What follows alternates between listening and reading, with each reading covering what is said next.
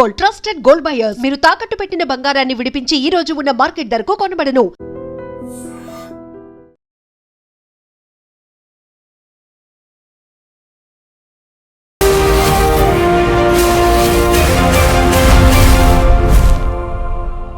నమస్తే, welcome to I dream social spotlight with Kavitha. June 2, 2026కి తెలంగాణ రాష్ట్రం ఏర్పడి 12 ఏళ్లు పూర్తవుతోంది.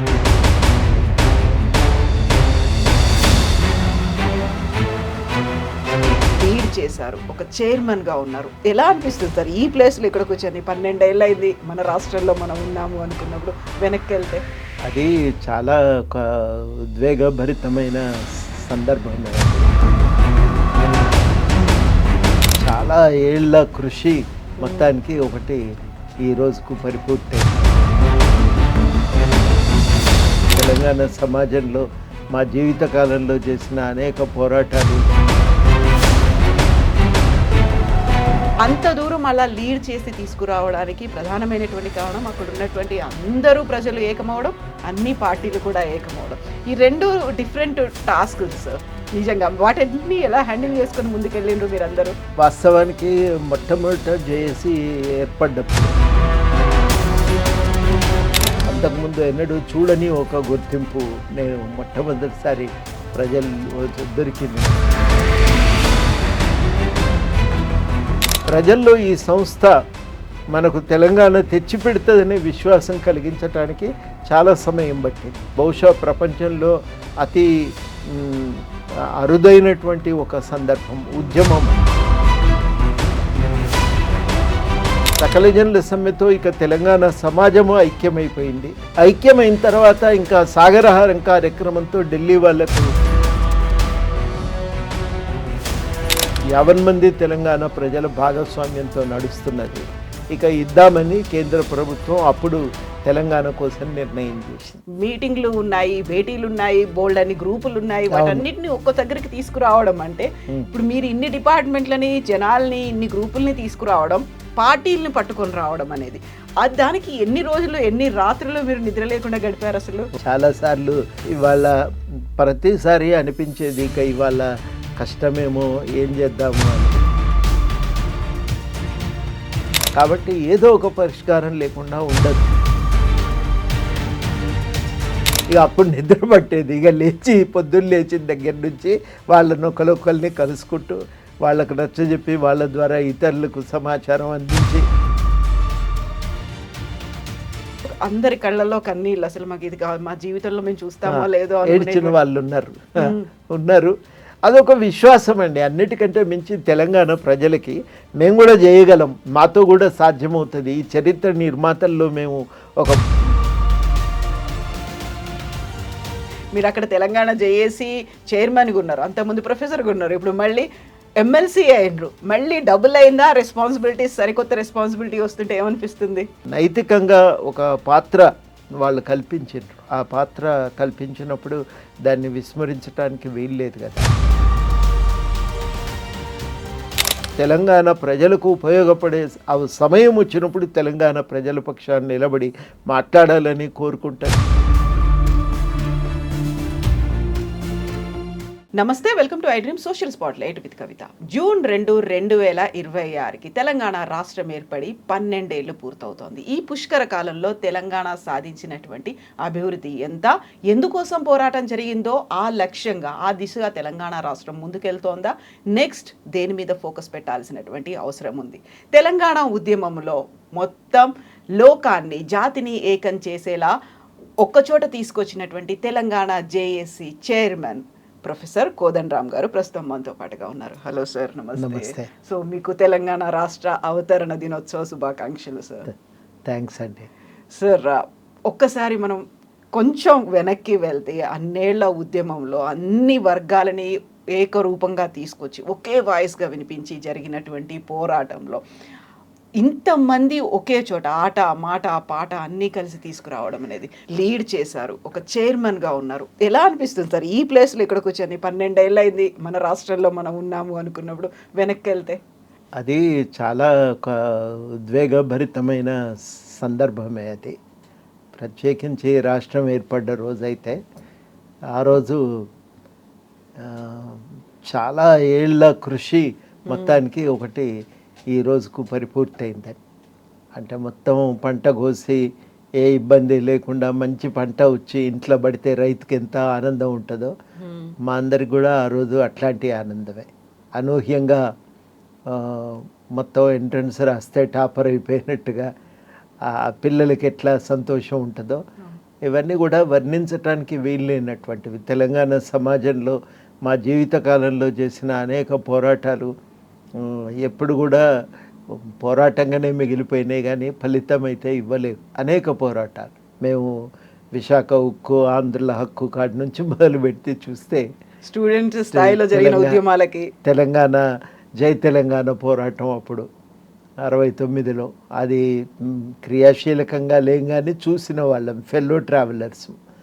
ఆ తర్వాత జరిగిన అనేక ఉద్యమాల్లో క్రియాశీలకంగా పాల్గొన్నాం. ఇవన్నీ చూసిన తర్వాత మాకేమనిపించిందంటే ఇది మొట్టమొదటిసారి జీవితంలో ఒక విజయాన్ని చూస్తున్నాం అని తెలంగాణలో చాలామంది సంతోషపడ్డారు.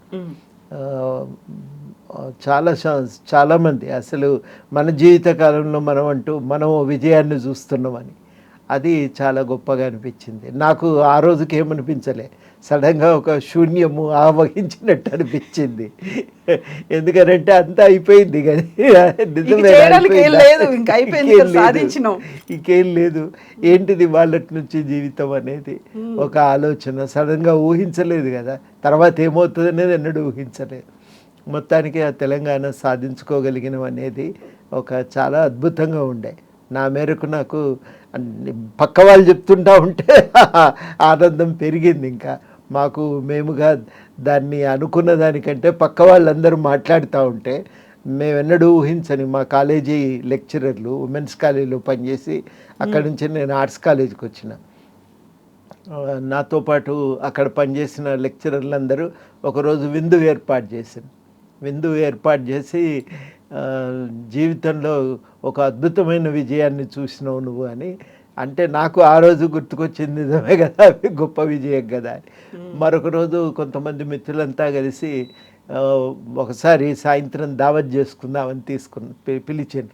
ఏమున్నది దీనికి ఇంత ప్రత్యేకంగా అని అంటే అట్టెట్లంటావు నువ్వు, మన జీవిత కాలంలో చూసిన ఒక గొప్ప విజయం ఇది, దీన్ని సెలబ్రేట్ చేసుకోవాల్సిందే అని అట్లా చెప్తా అంటే ఇంకా నాకు కూడా కొంచెం దాని మత్తు అప్పుడు అర్థమైంది. అది అప్పటిదాకా అది అయిపోయింది నాకు, వాస్తవానికి ఇది అయిపోయింది పని, నెక్స్ట్ ఏందనే ఆలోచనే నా మనసులో తిరుగుతుంది.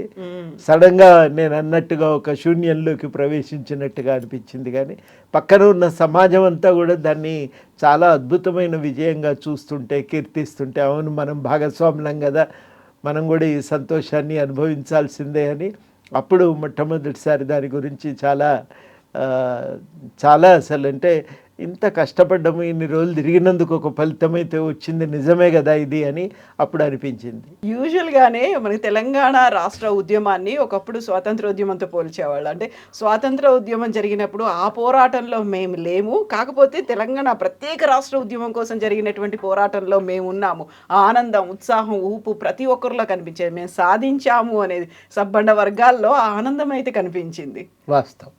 సో ఆ ఆనంద క్షణాల్లో వాటిని మీరు అనుకున్నట్టుగా అలా కూర్చొని ఒకసారి మనం సాధించాము అనుకున్నప్పుడు జరిగిన పోరాటంలో బోల్డని అవమానాలు ఉన్నాయి, ఆరోపణలు ఉన్నాయి, ఉద్రిక్త పరిస్థితులు ఉన్నాయి, ఎంత శాంతియుతంగా చేశామనుకున్నప్పటికీ ఆత్మ బలిదానాలు ఉన్నాయి. మామూలు పోరాటం చేయలేదు, ఎప్పుడు ఎక్కడ ఏం జరుగుతుందో అనేటువంటి ఆ పరిస్థితుల్లో అంత దూరం అలా లీడ్ చేసి తీసుకురావడానికి ప్రధానమైనటువంటి కారణం అక్కడ ఉన్నటువంటి అందరూ ప్రజలు ఏకమవడం, అన్ని పార్టీలు కూడా ఏకమవడం. ఈ రెండు డిఫరెంట్ టాస్క్స్ నిజంగా వాటిని ఎలా హ్యాండిల్ చేసుకొని ముందుకెళ్ళిండ్రు మీరందరూ? వాస్తవానికి మొట్టమొదట జేఏసీ ఏర్పడ్డప్పుడు దాని బాధ్యతలు అప్పగించినప్పుడు సడన్గా తెలంగాణ సమాజంలో అంతకుముందు ఎన్నడూ చూడని ఒక గుర్తింపు నేను మొట్టమొదటిసారి ప్రజలు దొరికింది నాకు. ఎక్కడ పోయినా కానీ ఈయన జేఏసీ చైర్మన్ చెప్తుంటే నేను తెల్లవారి జేఏసీ చైర్మన్ అయినాక నడిచిపోతున్నా. నువ్వు నడిచిపోతున్నావు అని ఎందుకు నడవద్దంటే జేఏసీ చైర్మన్ కదా నువ్వు. అట్లా ప్రారంభమైంది. కానీ అప్పటికి అది ఏం లేదు, వాస్తవానికి కింద చూస్తే ఏం లేదు, ఉట్టి డొల్లతనమే.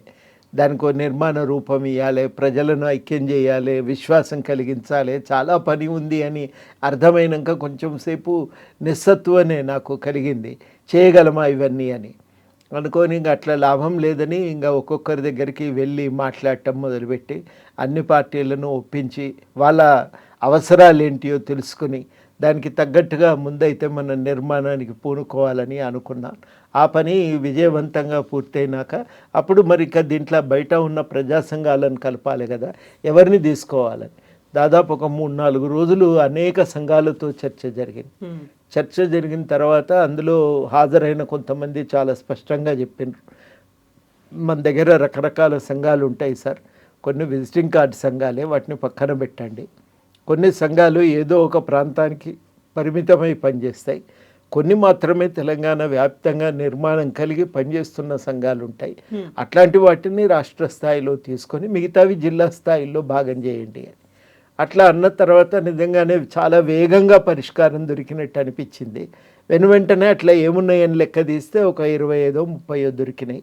వాళ్ళందరినీ పిలిచిన తర్వాత ఇంకా ఆఖరి నిమిషంలో ఇక అలకలు ఉంటాయి కదా, వాళ్ళందరినీ పిలిచి మళ్ళీ పరిష్కరించుకొని బయలుదేరుతుంటే ఒక్కోసారి కేసీఆర్ గారు అనేది అయిపోయిందని అందరూ అలకలు తీరినాయి, అందరు బుజ్జగింపు పర్వం అయిపోయిందంటే ఇది ఏం చేస్తాం సార్ తినబెడితే కదా అనుకుంటూ నేను ఆ మీటింగ్ జరిపినాం.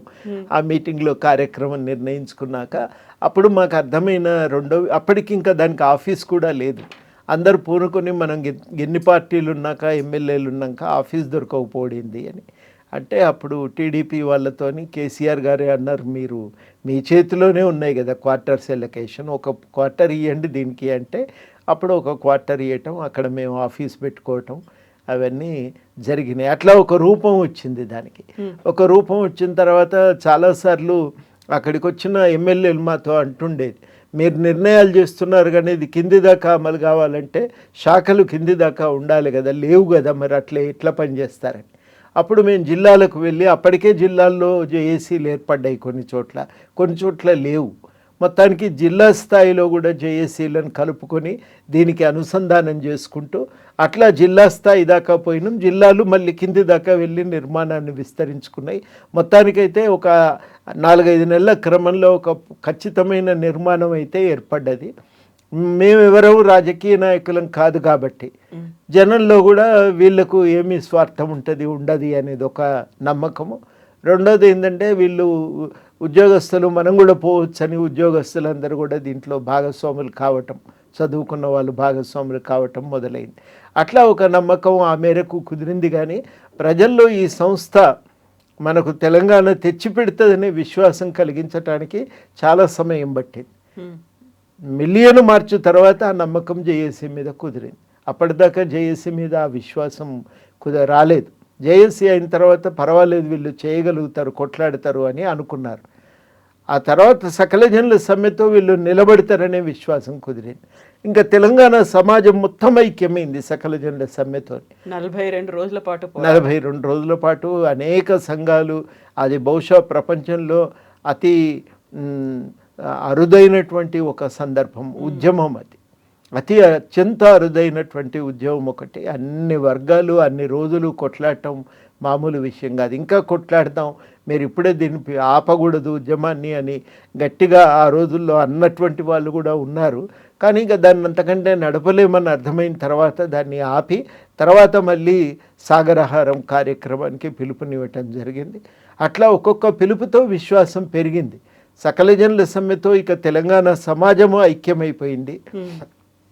ఐక్యమైన తర్వాత ఇంకా సాగరహారం కార్యక్రమంతో ఢిల్లీ వాళ్లకు ఇది ఆగేది కాదు, ఈ ఉద్యమం, ఇంతమంది పిల్లలు ఆత్మహత్యలు చేసుకున్నారు, ఇక ఇంత ఉద్యమం బలంగా 50 మంది తెలంగాణ ప్రజల భాగస్వామ్యంతో నడుస్తున్నది, ఇక ఇద్దామని కేంద్ర ప్రభుత్వం అప్పుడు తెలంగాణ కోసం నిర్ణయం చేసింది. అట్లా తెలంగాణ ఏర్పాటు కోసం ఒక ప్రయాణం అనేది ప్రతిరోజు ఒక కార్యక్రమం ఉండాలి. అన్నిసార్లు ప్రజలందరూ భాగస్వాములు కావాలంటే సాధ్యం కాకపోవచ్చు. కానీ ప్రజలను మనం ఈ ఒక ఉత్సాహం మాత్రం దానికి చల్లారకుండా, ఈ ఉద్వేగం ఇది చల్లారకుండా మనం నిరంతరం దాన్ని కాపాడుతూ ఉండాలి అని ఒక నిర్ణయం తీసుకొని దాన్ని చాలా జాగ్రత్తగా కాపాడుకుంటూ పోయినాం. ఇక అది మేము సాధించిన ఒక విజయము, తెలంగాణ సమాజం సాధించిన ఒక విజయం. చివరాఖరికి కేంద్రం ఎప్పుడైతే తెలంగాణ ఏర్పాటుకు కమిటీని వేసిందో ఆ కమిటీ ఇక తెలంగాణ ఇవ్వక తప్పదు, కానీ మాకు సమయం ఇవ్వండి, మీరు తొందరపడకండి అని పర్సనల్గా వాళ్ళు వ్యక్తిగతంగా కలిసినప్పుడు చెప్పటం జరిగింది. నమ్మండి, ఖచ్చితంగా తెలంగాణ ఇస్తాం, ఇది ఆగదు అని. అట్లా నిర్ణయం ప్రకటించిన తర్వాత ఇంకా మేము తెలంగాణ ఏర్పాటు ప్రక్రియ ఎట్లా నడిపించాలి అని దాని మీద దృష్టి పెట్టినాం. అప్పుడు కేవలం మేధావులనే భాగస్వాములను చేసినాం. వాళ్ళందరినీ లాయర్లను, సీనియర్ ఈ బ్యూరోక్రాట్స్ని, గత మాజీ ఐఏఎస్ ఐపీఎస్ అధికారులను, ఎకానమిస్టులను, ఆర్థికవేత్తలను అందరినీ కూర్చోబెట్టి ఏమడగాలి, మనం ఎట్లా సాధించుకోవాలి, ఎట్లా ఇక అడ్డంకులను దాటాలి అనే దాని మీద న్యాయవేత్తలను, కోవిదులను అందరినీ కూర్చోబెట్టి మాట్లాడి వాళ్ళందరితో ఒక 5-6 రోజులు సెమినార్లు జరిగినాయి. ఆ తర్వాత తెలంగాణ ఏర్పాటుకు సంబంధించి అప్పుడు జీఓఎం పెట్టిన ఎజెండాకు తగ్గట్టుగా మేము ఒక నోట్ తయారు చేసి ఆ నోటును జీఓఎంకి అందజేస్తే ఇక అది చట్రంగా మొత్తానికి చివరాఖరికి తెలంగాణ ఏర్పాటు జరిగింది. అప్పుడు అందులో అనేక సమస్యలకు మేము చిక్కుముళ్ళు విప్పి పరిష్కారాలు చూపించినాం. జలవనరుల సమస్య ఏం చేయాలి, రాజధాని నగరం విషయం ఏం చేయాలి, అనేక విషయాలకు పరిష్కారాలను, లీగల్గా సాధ్యమయ్యే పరిష్కారాలను చూపినాం. 371D ఏం చేయాలి అవన్నింటినీ మొత్తానికి ప్రభుత్వము, కేంద్ర ప్రభుత్వం ముందు, అక్కడ మంత్రుల ముందు పెట్టేసరికి వాళ్ళకు కూడా ఒక చక్కటి అవకాశం కనబడ్డది. ఎట్లా సాధించాలి, ఏం చేయాలి అనే దానికి ఒక మార్గం వాళ్ళ ముందు దొరికింది. దాంతో వాళ్ళు ఇక బిల్లును రూపొందించటం, ఆ తర్వాత బిల్లు తయారైన తర్వాత మళ్ళీ పోరాటం, పార్లమెంటులో ఆగకుండా మొత్తం మీద బిల్లు పాస్ కావటానికి ఆ పార్లమెంటులో అనేక పక్షాలు ఒకరి మీద ఒకరు అనుమానంతో దూరంగా ఉన్నారు. మరి వాళ్ళందరినీ ఒప్పించి పరస్పరం కలిపి వాళ్ళ మధ్యలో ఒక విశ్వాసాన్ని పెంపొందించి అట్లా చివరాఖరికి ఆ బిల్లు పార్లమెంట్ నుంచి బయటపడటానికి అప్పుడు మళ్ళీ అదొక పోరాటం జరిపినాం. నిజంగా ఆఖరి క్షణం దాకా ద బిల్ ఈజ్ పాస్డ్ అని రాజ్యసభ చైర్మన్ ఆ రోజు అన్న క్షణం దాకా ఈ పోరాటం అయితే నడిచింది. ఎందుకంటే చాలా బలమైన శక్తులతో ఢీకొన్నాం. వాళ్ళని ఎదుర్కొనటానికి, వాళ్ళ నుంచి తెలంగాణను విడిపించుకోవటానికి శాయశక్తిలో కృషి చేయవలసి వచ్చింది. ఎంత బలమైన శక్తులతో పోరాడుతున్నారు అంటే అంత బలాన్ని మీరు కూడగట్టుకోవాలి, బల సమీకరణ అనేది చేసుకోవాలి. పరస్పర విరుద్ధమైనటువంటి అభిప్రాయాలు, భిన్న ధృవాలుగా ఉన్నటువంటి పార్టీలన్నింటినీ ఏకం చేసి ఒక్క చోటికి తీసుకురావడం అనేది, ఆ బుజ్జగింపులు కూడా మామూలు బుజ్జగింపులు కాదు కదా. మీటింగ్లు ఉన్నాయి, భేటీలు ఉన్నాయి, బోల్డ్ అని గ్రూపులు ఉన్నాయి, వాటన్నిటిని ఒక్క దగ్గరికి తీసుకురావడం అంటే, ఇప్పుడు మీరు ఇన్ని డిపార్ట్మెంట్లని, జనాల్ని, ఇన్ని గ్రూపుల్ని తీసుకురావడం, పార్టీలను పట్టుకొని రావడం అనేది, దానికి ఎన్ని రోజులు, ఎన్ని రాత్రులు మీరు నిద్ర లేకుండా గడిపారు అసలు? చాలాసార్లు అది ఇవాళ ప్రతిసారి అనిపించేది ఇక ఇవాళ కష్టమేమో, ఏం చేద్దాము అని, రేపు పొద్దున ఏమవుతుందో అని అనుకొని రాత్రంతా ఇక ఆలోచిస్తూ గడిపేది. లాస్ట్కి అనుకునేది అట్లా కాదని మనం ఎందుకు అనుకోవాలి, ఏదో ఒక ప్రయత్నం ఉంటుంది, సమస్య అంటే పరిష్కారం ఉంటుంది, కాబట్టి ఏదో ఒక పరిష్కారం లేకుండా ఉండదు అని ఆలోచించి లాస్ట్కు ఇక్కడి నుంచి మొదలు పెడదాం, ఈయనను కలిస్తే మనకు తువ్వ దొరుకుతుంది, అక్కడి నుంచి ఇక ఒక్కొక్కటి చక్కబెట్టుకొని రావచ్చు అని నిర్ణయించుకుంటే ఇక అప్పుడు నిద్ర పట్టేది. ఇక పొద్దున్న లేచిన దగ్గర నుంచి వాళ్ళని ఒకరిని కలుసుకుంటూ వాళ్ళకు నచ్చజెప్పి వాళ్ళ ద్వారా ఇతరులకు సమాచారం అందించి చాలా విషయాల మీద ఈ మీటింగ్ ఇవాళ ఎక్కడ జరపాలి, ఈ పార్టీ వేదిక హాల్లో జరుపుదాం, పార్టీ వాళ్ళ సమావేశ మందిరంలో పెట్టుకుందాం అనుకుంటే దానికి ఒప్పించడానికి కూడా ఒక్కొక్కసారి ఇబ్బందే. కానీ పార్టీల్లో కూడా ఉంటాయి కదా నాకు ఆ పార్టీల అంతర్గత వ్యవహారాలు అన్నీ అర్థమై పరిచయాలు కూడా పెరిగినాయి. ఈ పార్టీలో ఇవాళ ఈ చిక్కు సమస్య పరిష్కారానికి ఈయనను అడగాలి, ఆయనతోనే మాట్లాడేది, ఇంకోళ్ళతో మాట్లాడకపోయేది. అట్లా ఒక్కొక్క పార్టీలో ఒక్కొక్క నాయకునితో ఆ సాన్నిధ్యం ఏర్పడ్డది. నాకు వాళ్ళకు రాజకీయ పోటీ కానీ వైరం కానీ లేదు కాబట్టి అది సాన్నిధ్యం ఏర్పడటంతో వాళ్ళతో పర్సనల్గా కలిసి మాట్లాడేది. చాలామందితో ఆ రకంగా పర్సనల్ మా వ్యక్తిగతమైన ఒక మైత్రి బంధం ఏర్పడ్డది. ఆ వ్యక్తిగతమైన సంబంధాలు ఏర్పడటంతో చాలా విషయాలు చాలా సులభమైంది. ఇక దాన్ని కాపాడుకోవటానికి కూడా చాలా జాగ్రత్తలు పడి ఆ సంబంధాలు తెగిపోకుండా వాళ్ళతో వాటిని కొనసాగిస్తూ వచ్చినాం. ఒక్కొక్కరితో ఒక్కొక్క రకంగా ఆ సంబంధాలు Dealing అనేది ఉంటుంది. డీలింగ్ ఉండేది, సంబంధాలు ఉండేవి. కానీ నేను గ్రహించింది ఏంటంటే రాజకీయ నాయకులతో చిక్కులు తక్కువ ఉంటాయి. వాళ్ళకు మనం పోటీ కాదనుకున్నాక చాలా సమస్యలకు పరిష్కారం చాలా సులభంగా దొరుకుతుంది. అది నాకు అర్థమైంది. అర్థమైన తర్వాత ఏంటంటే ఇక వివాదం లేకుండా దాన్ని పరిష్కరించుకోవటం. ఉంటాయి, చాలా వివాదాలు ఉంటాయి. సంఘాల మధ్యన కూడా సమస్యలు వస్తాయి. ఎవరో ఏదో కొంటె మాట అంటారు, మిగిలిన వాళ్ళ కోపం వస్తుంది. మళ్ళా కోపాన్ని చల్లార్చాలి, అందరినీ ఒక తాటి మీదకి తెచ్చి మళ్ళీ మీటింగ్లో నిర్ణయం చేసి మళ్ళీ ఓ అడుగు ముందుకు వేయాల్సి వస్తుంది. ఒక్కోసారి నా పని విధానం మీద అనుమానాలు వస్తుంటాయి. ఇట్లాంటివి చాలా సమస్యలు ఉంటాయి. సో ఇప్పుడు చాలా అగ్రెసివ్గా పోరాటం చేద్దాము అనేవాడు, అక్కడ ఆస్తులను ధ్వంసం చేయాలి అనే దాంతో పాటుగా మిగతావన్నీ కూడా ఎంత మ్యాక్సిమం వీలైతే అంత అగ్రెషన్తో వెళ్దాము అనుకుంటే చాలా వరకు శాంతియుతంగానే సాధించాలి అనేటువంటి మాటను మీరు ప్రతిసారి ప్రొజెక్ట్ చేసినప్పటికి కూడా ఒక్కోసారి బియాండ్ కంట్రోల్, బియాండ్ మన చేతుల్లో లేకుండానే అయిపోయేటువంటి ఇష్యూస్ కొన్ని అయితే, ఇంకొన్ని వైపులోనేమో మనకి చాలామంది ఆత్మహత్యలు చేసుకున్నారు, అమరులు అయ్యారు. తెలంగాణ రాష్ట్ర సాధన కోసం వాళ్ళని వాళ్ళు తగలబెట్టుకుంటున్నారు, లేకుంటే సూసైడ్ చేసుకుంటున్నారు. ఇవన్నీ అవుతున్నప్పుడు ఒక స్టేజ్లో మీరు వాళ్ళకు ఒక సందేశం ఇవ్వాలి, లేదు వద్దు ఆత్మహత్యలు చేసుకోకండి అని చెప్పినప్పుడు కూడా పోతున్న వాళ్ళందరూ చిన్నవాళ్ళు, వయసులో చాలా చిన్నవాళ్ళు, యువకులు, బోల్డ్ అంత భవిష్యత్తు ఉన్నవాళ్ళు, వాళ్ళందరూ పోతుంటే అసలు ఎలా హ్యాండిల్ చేయాలనిపించేది, వాళ్ళని ఎలా కంట్రోల్ చేయాలని మీరు అనుకున్నారు? అంటే అసలు అవి మాకు అర్థం కాలేదు. మొట్టమొదట ఎందుకు ఇట్లా జరుగుతుంది అనేది అర్థం కాలేదు. చాలా రోజులు చాలామంది ఏమన్నారంటే మీ పోరాట రూపాల్లో లోపాలు ఉన్నాయి, అందుకే ఇట్లా జరుగుతున్నాయన్న విమర్శలు కూడా ఎదుర్కొన్నాం. నిజమేనేమో అని, అసలు ఆత్మహత్యలు ఎందుకు జరుగుతాయి, ఆత్మహత్య అనేది ఒక రాజకీయ నిరసన రూపం ఎప్పుడు తీసుకుంటుంది అనే విషయాలపైన చాలా విస్తృతంగా అధ్యయనం చేసినాం. చాలా రోజులు ఆ విషయం మీదే అధ్యయనం చేయటం జరిగింది.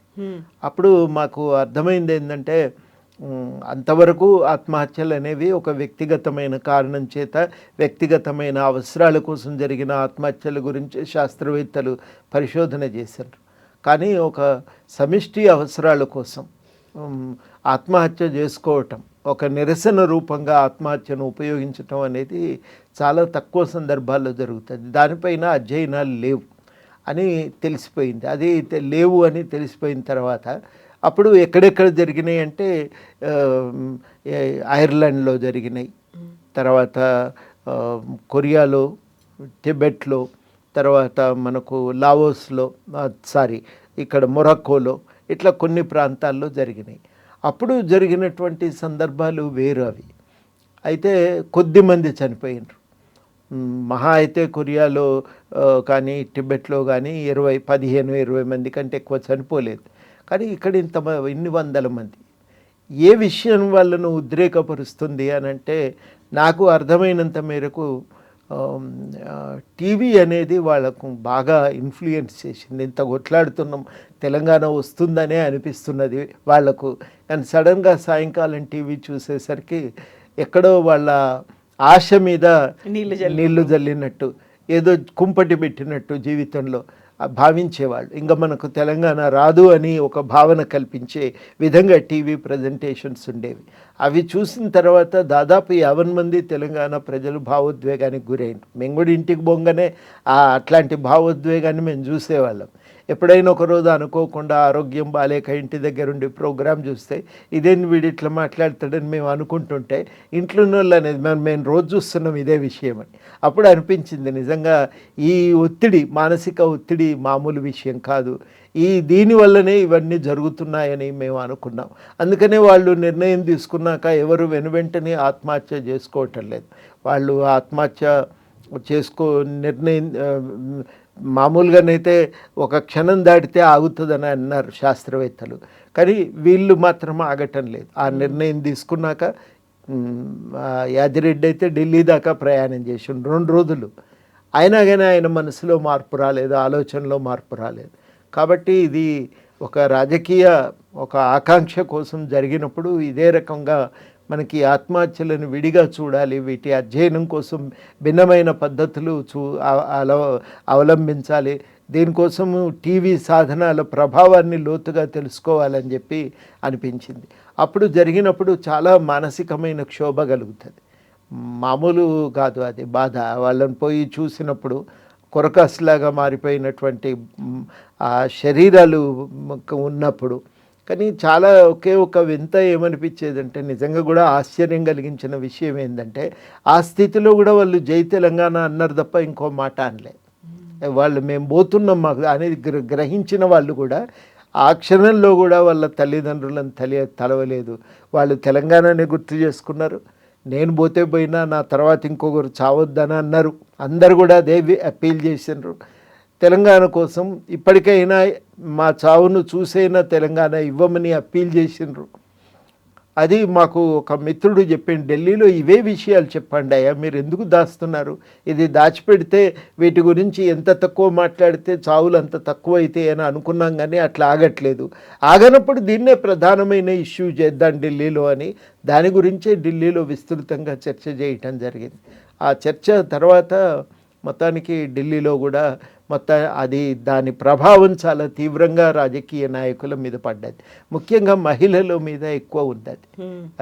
అది మనకు కాంగ్రెస్ పార్టీకి యూపీఏకు అప్పుడు అధ్యక్షురాలిగా సోనియా గాంధీ గారు ఉన్నారు, BJP floor leader Sushma Swaraj గారు ఉన్నారు, అక్కడ చైర్మన్ మీరా కుమారి గారు ఉన్నారు. వీళ్ళందరూ కూడా లేడీసే, అందరూ కూడా మిగతా అందరికీ అర్థమైంది, కానీ వాళ్ళకి ఇంకెక్కువ ఆ విషయాలు వాళ్ళని కలిచివేసి ఈ పిల్లలు ఇంకా ఈ చావు లేని రోజులు అని అందరూ అనటమే కాదు, వీళ్ళు ఇంకెక్కువ మానసిక ఒత్తిడికి గురై మేము మాట ఇచ్చినాం, ఆ పిల్లల చావులు ఇంకా మనం చూడలేము, ఇద్దాం తెలంగాణ అని గట్టిగా నిర్ణయం తీసుకున్నారు. వాళ్ళ నిర్ణయం వల్ల వాళ్ళు గట్టిగా నిలబడటం చేత ఇక తెలంగాణ ఏర్పాటు అనేది సాధ్యమైంది. నిజంగా ఒక రకంగా చావులేమి అవి వృధా కాలేదు. అది ఒకవైపు ఉద్యమానికి ఊపిరి పోసినా, ఇంకోవైపు ఢిల్లీ ప్రభుత్వాల మీద విపరీతమైనటువంటి మానసిక ఒత్తిడిని తీసుకొచ్చి వాళ్ళు కూడా చెలించిపోయినారు. ఢిల్లీలో కూడా అందరూ చెలించిపోయినారు. అన్నిటికంటే ముఖ్యంగా ఏంటంటే, ఇదేదో ఆంధ్ర వాళ్ళ మీద కోపంతో కాదు, తెలంగాణ తన అస్తిత్వాన్ని కాపాడుకోవటానికి చేస్తున్న పోరాటం అనేది ఢిల్లీలో అర్థమయ్యేటట్టు చెప్పగలిగినాం. ఈసారి అందుకనే విజయం సాధించగలిగినాం. ఆంధ్ర పాలకుల కుట్రలను తిప్పికొట్టి తెలంగాణను తెచ్చుకోగలిగినాం. అది మాకు చాలా గర్వంగా అనిపించినటువంటి సందర్భం అది. సో గర్వంగా అనిపించిన క్షణంతో పాటుగా కొంచెం సంభ్రమాశ్చర్యాలు, లేకపోతే అసలు మనం నిజమేనా అనుకునేటువంటి ఇది అవుతుందా కాదా ఇలాంటి స్టేజ్లో కూడా మీకు ఎప్పటికీ మెమొరబుల్గా గుర్తుండిపోయేటువంటి ఒక సంఘటన, అది మిమ్మల్ని కదిలించింది, లేకుంటే ఇటువైపు తీసుకొచ్చింది, కేసీఆర్ మిమ్మల్ని అప్రోచ్ అయ్యింది, జేఏసీ చైర్మన్గా మీరు ఉండాలి అనుకున్నప్పుడు ఏదో ఒక్కటి మిమ్మల్ని ఈ దిశగా వచ్చేలా చేస్తుంటుంది. అప్పటిదాకా మీరు ఒక ఉద్యమకారుడిగా ఉన్నారు, లేకుంటే ప్రజా పోరాటాల కోసం మాట్లాడుతూ ఉన్నారు, మీటింగ్లకు అటెండ్ అవుతున్నారు, పౌర హక్కుల గురించి మాట్లాడిన మీరు సడన్గా ఒక జేఏసీకి మీరు చైర్మన్ అవుతున్నారు, తెలంగాణ జేఏసీ ఫామ్ అయింది అనుకున్నప్పుడు ఒక మినిట్ మీరు ఆలోచించుకొని ఉంటారు, ఎస్ నేను ఎందుకు నేనే అనేటువంటి మాట. అప్పుడు ఎప్పటికే విద్యావంతుల వేదిక ఆధ్వర్యంలో చాలా కార్యక్రమాలు చేస్తున్నాం కాబట్టి ఆ కార్యక్రమాల్లో అప్పటికే ఇక తెలంగాణ కోసం పనిచేయాల్సిందే అనేది ఒక అభిప్రాయము.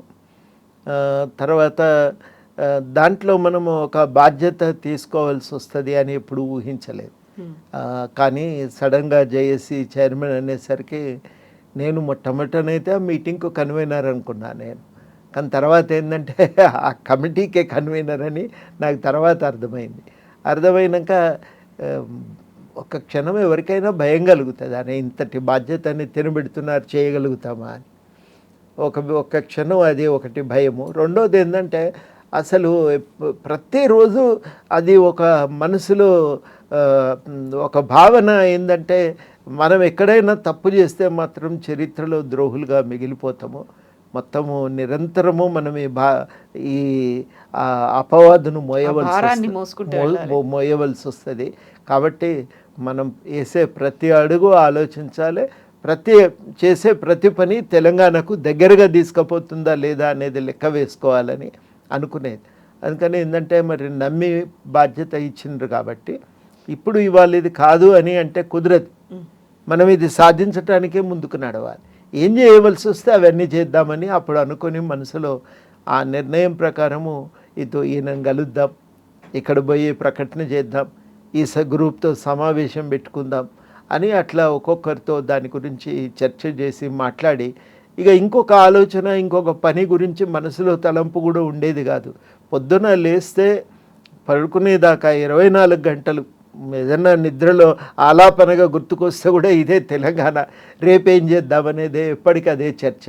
అనుకున్న ప్రోగ్రాం విజయవంతం కావాలి, విజయవంతం అయితే అదే రోజు సాయంత్రం నుంచి తెల్లారేం చేద్దాం, మరి ఇదైతే అయిపోయింది, నెక్స్ట్ ఏం చేద్దాం అని అట్లా దాని మీద చర్చ. అది చివరికి ఒకరోజు జానారెడ్డి గారిని కలిసినాం. ఏం సార్ ఇది మా ఒక్కల అవసరం అనుకుంటున్నారా, మీరు పట్టించుకోరా అని అంటే ఈసారికి మీరు చెయ్యండి అన్నాడు. ఎందుకు చేయాలి, మీరెందుకు రారు, వస్తే తెలంగాణ వస్తే మీరే కదా నాయకులు అవుతారు అని అంటే అట్లా కాదు, నేను చెప్పేది విను, ఈసారి గవర్నమెంట్ కేంద్ర ప్రభుత్వం ప్రకటన చేస్తుంది అని. ప్రకటన చేస్తుందంటే మేమెందుకు నమ్మాలి, ఇట్లా ఎన్నిసార్లు అనలేదు అని లేదు తొందరలోనే వస్తుంది అన్నాడు. తొందరలోనే వస్తుంది, తొందరలో అన్నారు కాబట్టి తప్పించుకోవటం వీలు కాదనే నాకు నమ్మకం. కాబట్టి మమ్మల్ని నమ్మండి, ఈసారికి మీరు ఎట్లా ప్రకటన చేసిండ్రు, కార్యక్రమం తీసుకున్నారు, చేయండి, దాన్ని మీరే చేయండి, మేము ఈసారి రాము, మాకు ఆ కేంద్ర ప్రభుత్వం మాతో చెప్పిన విషయాలు ఆచరణలోకి వస్తాయనే విశ్వాసం ఉంది, మమ్మల్ని నమ్మండి అని అన్నారు. ఇక అప్పుడు చాలా ఒక గంటన్నర సేపు ఆర్గ్యుమెంట్ తర్వాత సరే ఈసారి విశ్వాసం వాళ్ళ మీద భారం వేసిపోదామనుకొని బయలుదేరినాం. తప్పు వాళ్ళదే అవుతుంది కాకపోతే అదే అయితే అనుకున్నట్టుగానే ఆ తర్వాత యూపీఏ మీటింగ్ అయింది, తెలంగాణ పైన ప్రకటన వచ్చింది, ఆ తర్వాత జిఓఎం వేసిండ్రు, ఇక పనులు మొదలైనాయి. మొదలైన తర్వాత ఇక మా దృష్టి ఆందోళన నుంచి ఈ బిల్లును రూపం ఇవ్వాలనే దాని మీద పడ్డాం. ఇక ఏ ఆటంకాలను చూపి ఆపుతారు, ఏ విషయాలపైన వివాదాలు తలెత్తుతాయని అనుకున్నామో అవన్నింటి మీద సమగ్రంగా సమాధానాలు ఆలోచించి ప్రభుత్వం ముందు పెట్టడం వల్ల అది ఇక సాధ్యమైంది. ఇక అది ఆ రోజు ఐస్ హ్యావ్ ఇట్ అనేటువంటి ఒక మాట ఉభయ సభల్లో వచ్చింది, and the bill is passed అనేటువంటి ఇంకొక మాట. ఆ రోజు కరెక్ట్గా ఇది నా కళ్ళను నేను నమ్మలేకపోతున్నాను అనుకున్నది ఒకటి, దీనికోసం కదా మేము ఇంతకాలం పోరాడింది ఎదురు చూసింది అనుకునేది ఒకటి. మెల్లిమెల్లిగా మీకు ఒక్కొక్క వైపు నుంచి కాల్స్ వస్తున్నాయి, మీరు దాన్ని చూస్తున్నారు, టీవీలో చూస్తున్నారు, ప్రత్యక్షంగా లోక్సభలో అప్పుడు ఏమైంది ఇవన్నీ కూడా మీకు తెలుసు. ఆ క్షణంలో అప్పటిదాకా మీరు జీవితంలో ఒక ప్రొఫెసర్గా అనుకున్నది చేశారు, లేకపోతే మిగతావన్నీ పోరాటాలు ఇవన్నీ అయిన తర్వాత జేఏసీ ఉద్యమానికి ఒక చైర్మన్గా మీరు ఉన్నారు, ఇది మీరు ఆధ్వర్యంలో జరిగింది, లేకపోతే ఇంతమంది సహకారంతో జరిగింది, మీ మీద ప్రజలు ఇంత నమ్మకం ఉంచారు అనుకున్నప్పుడు ఆ మూమెంట్స్ అనేవి ఉంటాయి సార్. ఆ మూమెంట్స్ నిజంగా ఫర్ ఎవర్ అలాగే ఉండిపోతాయి. కొన్ని నాస్టాలజిక్ మూమెంట్స్ అనుకుంటాం జీవితంలో. నెక్స్ట్ టైం మళ్ళీ మనం ఏమైనా ఆలోచించాలి అనుకుంటే ఈ విజయం అనేది గుర్తొస్తుంది కదా. ఆ క్షణాన్ని ఇప్పుడు కనుక మీరు ఇలా ఆలోచిస్తూ ఉంటే, ఒక్కసారి ఆస్వాదించాలి అనుకుంటే ఏం గుర్తొస్తుంది సార్? ఆ రోజు నిజంగా కూడా రాజ్యసభ ముందు లోక్సభ ఏమవుతుందో అర్థం కాలేదు, ఎందుకంటే టీవీల్లో రాలేదు. రాకుండా మేము టెన్షన్తో అందరము అప్పుడు ఆంధ్ర భవన్ ఏపీ భవన్లో కూర్చున్నాం. ఏమవుతుందో తెలియదు మాకు. మధ్యన ఎవరో మిత్రులు అక్కడ ఉన్న వాళ్ళు ఎంపీల పిఏలు ఫోన్ చేస్తే తెలిసిన విషయాలే, సభ జరుగుతున్నది అని చెప్పి పర్వాలేదు ఇక అనుకున్నాం, ఆగిపోలేదు అని. బిల్లు చర్చ జరుగుతుంది, పాస్ అవుతుంది అని ఒక విశ్వాసం. తర్వాత కేసీఆర్ గారు ఫోన్ చేసి మెసేజ్ పంపించారు వాళ్ళ పిఏల ద్వారా, బిల్లు పాస్ అయింది, ధైర్యంగా పాస్ అవుతున్నది, ధైర్యంగా ఉండమని. ఫస్ట్ కాసేపటికి బిల్లు పాస్ అయింది అని మళ్ళీ మెసేజ్. అప్పుడు కొంచెం ఊపిరి పీల్చుకున్నాం. ఇంకా మళ్ళీ రాజ్యసభలో ఆగకపోవచ్చును, ఎవరెవరు రాజ్యసభలో ఇబ్బంది పెడతారనుకున్నామో వాళ్ళతో మాట్లాడుకొని మీరు మళ్ళీ ఇబ్బంది పెట్టకండి ఈసారి కానివ్వండి అని అనుకున్నాక రాజ్యసభలో ఒక పెద్ద ఆయన ఇక ఆ సమయంలో మీరు ఎట్లయినా చేయాలని బీజేపీ నాయకులతో మాట్లాడటం, ఇక ఎవరు మాట్లాడతారో వాళ్ళని పిలిపించి వాళ్ళతో మాట్లాడించి అట్లా అంతా అయిపోయినాక అయిపోతుంది అనేది మనసులో ఉంది, ఒక ధైర్యం ఉంది. కానీ ఏమవుతుందో అనే ఒక భయం. ఆ రోజు మాత్రం మామూలు టెన్షన్ కాదు. ఆ 2 రోజులు మొత్తానికి అది కడుపులో ఎలుకలు పరిగెడుతున్నాయంటే అట్లా చూసినాం మేము. అది అంతటి ఒక టెన్షన్ భరించినాం ఆ రోజు. బహుశా జీవితంలో ఇంకెప్పుడు కూడా అంత టెన్షన్ మనం చూడము. అంతటి టెన్షన్. చివరాఖరికి ఒకవైపు టెన్షన్ ఉంది, మరోవైపు ఏమో క్రాకర్స్ తెచ్చుకున్నాం, అన్ని తెచ్చుకున్నాం. నిరుత్సాహం ఎక్కడేమవుతుందో అని ఒక టెన్షన్. ఏమో తెచ్చిపెట్టుకుంటూ అవి కూడా తెచ్చిపెట్టుకుందామని మనోళ్ళు కొంతమంది ఏగా అవుతుంది ఏం కాదని ధైర్యంగా ఉన్నోళ్ళు పోయి క్రాకర్స్ తెచ్చిపెట్టారు. కాగానే ఇక ఒక్కటేసారి ఇది బిల్ ఇస్ పాస్ట్ అని ఇట్లా కొట్టంగానే ఇక అప్పుడు అందరు ఒకటేసారి లేచి క్రికెట్లో కదా ఆఖరి బంతి ఆఖరి పరుగు అన్నట్టుగా సిక్సర్ కొట్టి పూర్తి చేస్తే ఎట్లా ఉంటుందో అట్లా ఒక్కటేసారి అందరు కూడా రూముల్లో నుంచి గట్టిగా అరిచి బయటకు వచ్చి ఇక అప్పుడు అదొక తృప్తి. ఇక అది ఒక పండగ బహుశా ఇంకా ఆ మూమెంట్ మళ్ళీ జీవితంలో అట్లాంటి క్షణాలు మళ్ళీ వస్తాయని నేనైతే అనుకోవటం లేదు. చాలా వరకు అక్కడ సెలబ్రేషన్స్ ఉన్నాయి, ఆలింగనాలు చేసుకున్నారు, ఒకరినొకరు ఎత్తుకున్నారు, మొత్తం అన్ని పండుగలు ఒకే రోజు వస్తే ఎట్లుంటుందో అట్లాంటి అట్మాస్ఫియర్. చాలా వరకు అందరి కళ్ళల్లో కన్నీళ్ళు. అసలు మాకు ఇది మా జీవితంలో మేము చూస్తామో లేదో ఏడ్చిన వాళ్ళు ఉన్నారు. అదొక విశ్వాసం అండి. అన్నిటికంటే మించి తెలంగాణ ప్రజలకి మేము కూడా చేయగలం, మాతో కూడా సాధ్యమవుతుంది, ఈ చరిత్ర నిర్మాతల్లో మేము ఒక పాత్రధారులుగా ఉండగలుగుతామనే ఒక విశ్వాసం, అది నాకు చాలా గొప్పగా అనిపించింది. ఆ విశ్వాసము మేము పనికిరాని వాళ్ళము అని, తాగుబోతులు సోమరిపోతులు అని కొట్టిపారేసిన మనమే. అంటే ఇప్పుడు కదా మీరంతా సోమరిపోతులు అంటే చీఫ్ జస్టిస్ గారు వెంటనే మేమంతా నిజంగానే జిర్ర పురుగులం అంటే జిర్ర పురుగులం అని చెప్పుకొని బయలుదేరినట్టు అట్లా ఒక స్థితిలో, మానసిక స్థితిలో ఉన్నటువంటి తెలంగాణ ప్రజలకి ఈ మొట్టమొదటిసారి ఆంజనేయ స్వామి కదా రావణాసురుని ఆస్థానంలో తోక చుట్టుకొని పైన కూర్చుంటే ఎట్లా ఉండిందో అట్లా ప్రతి ఒక్కళ్ళు మేము సాధించుకున్నాం తెలంగాణ. ఆ భావన నాకు చాలా సంతోషం అనిపించింది. నాకు దీనికి మనం అందరం ముందున్నాము అనే దానికంటే ప్రజల్లో ఒక విశ్వాసం ఏదైతే కలిగిందో ఆ విశ్వాసం చాలా సంతోషం అనిపించింది. అది చూసిన తర్వాత అనుకున్నాం చాలా గొప్ప విజయమే మొత్తానికైతే మనం చూస్తున్నామని. అట్లా ప్రజలకు ఆ విశ్వాసం వచ్చిన తర్వాత తెల్లవారి అక్కడ ఈ విభజనను అడ్డుకున్న ఆంధ్ర ప్రాంత నాయకులు కలిసినప్పుడు వాళ్ళతో మాట్లాడిన తీరు చూస్తుంటే నాకైతే నవ్వొస్తుండే. మొట్టమొదటిసారి వీళ్ళు వాళ్ళని ఓదారుస్తున్నారు, పాత్రలు మారిపోయినాయి కదా అనిపించింది. అట్లా ఒక ధైర్యము తెలంగాణ సమాజంలో చూసినాం. చరిత్రలో మేము మామూలు వాళ్ళం కాదు, మేము తెచ్చుకుంటాం, మమ్మల్ని ఏమనుకుంటున్నారు అనే ఒక విశ్వాసాన్ని ప్రకటించటం ఉంది కదా, అది నాకు చాలా గొప్పగా అనిపించింది.